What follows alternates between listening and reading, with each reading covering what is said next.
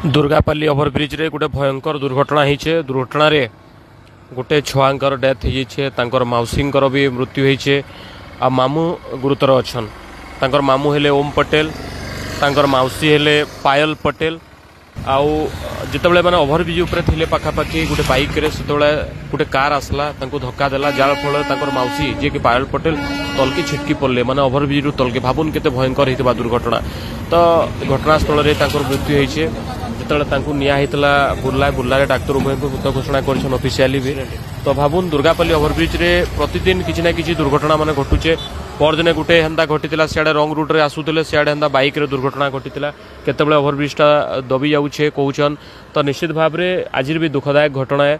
तो जितेबाला आपण मैंने भी ब्रिज उपरे जाऊन दयाकोरी ब्रिज उपरे ठिया ना होन, देखुन टर्निंग माने रोचे। प्रशासनिक अवहेला तो जहाँ होचे छाड़ू, निजे निजे केन्ता बचिबे से गोटे चिंताटे भी करूँ। आ उपरे सेल्फी नाई नौन, उपरे ठिया होकर दीर्घ समय ना रोहन। आज अकाल दुटा जीवन चली जाइए।